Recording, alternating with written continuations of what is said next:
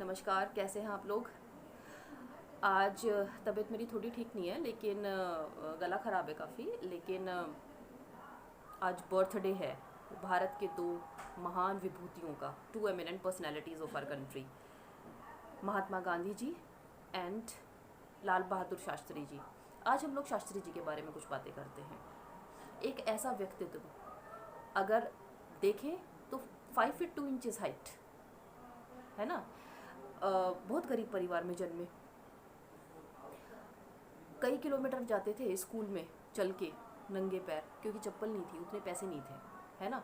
पढ़ाई के प्रति काफ़ी रुझान था, देश के प्रति काफ़ी रुझान था। तो इन्होंने स्वतंत्रता आंदोलनों में हिस्सेदारी ली महात्मा गांधी जी के साथ मिलके।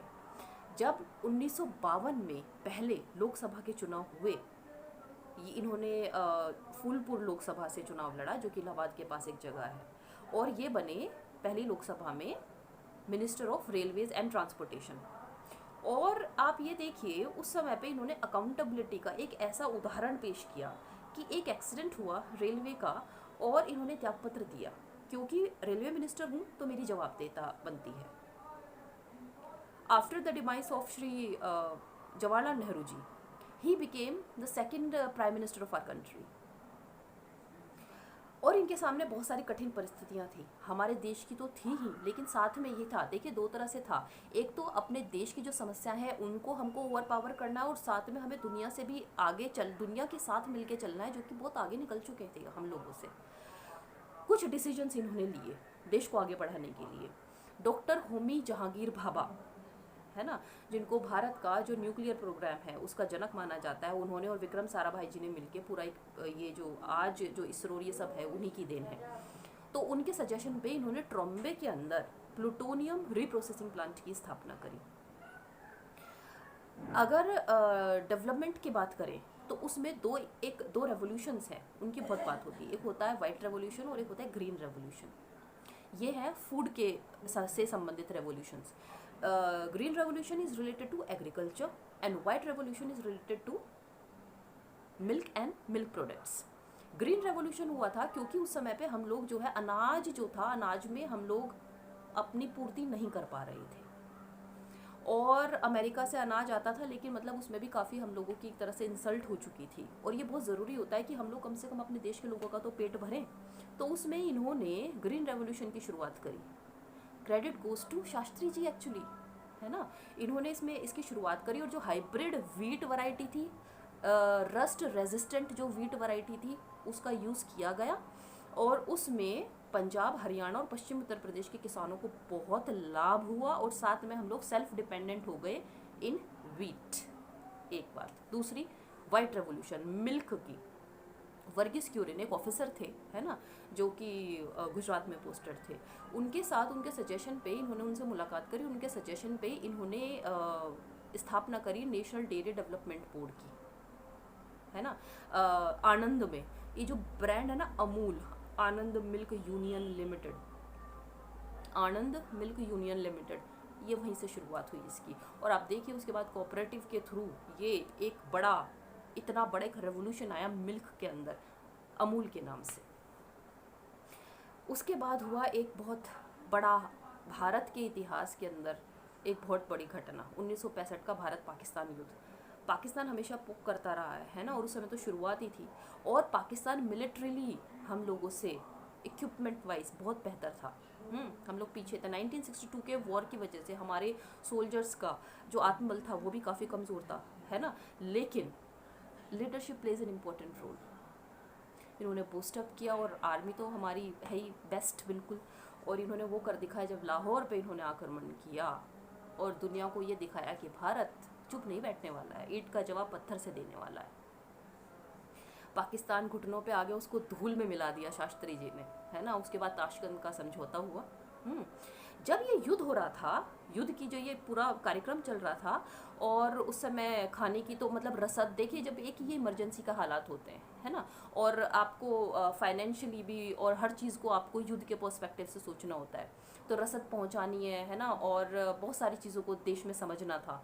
तो वो भोजन के लिए इन्होंने एक एक्सपेरिमेंट किया अपने घर के अंदर। सबसे पहले इन्होंने अपने घर में बोला कि हम लोग एक टाइम का मील जो है वो स्किप करेंगे, कि देखते हैं इसका क्या रिजल्ट आता है। बच्चों को जो घर में उपलब्ध चीज़ें हैं, दूध या कुछ वो दे दिया जाए शाम के समय, लेकिन जो बड़े हैं वो घर में एक हफ्ते तक एक टाइम का खाना नहीं खाएंगे। वो एक्सपेरिमेंट इनका सक्सेसफुल रहा।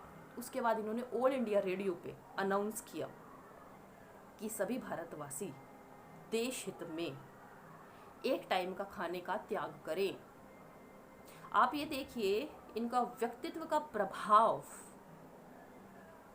कि लोगों ने उस चीज़ को हाथों हाथ लिया। और जो मंडे का फास्ट है वो ऑब्जर्व करने की एक तरीके से, तब से एक तरह से वो रिचुअल बन गया और मंडे को फास्ट को बोला जाने लगा शास्त्रीय fast.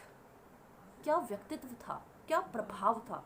He was a true influencer. ये जो सोशल मीडिया में वर्ड यूज़ होता है ना इन्फ्लुएंसर, ये गलत तरीके से यूज़ होता है। कपड़ों से और उस चीज़ से आप इन्फ्लुएंस नहीं होते हो, है ना।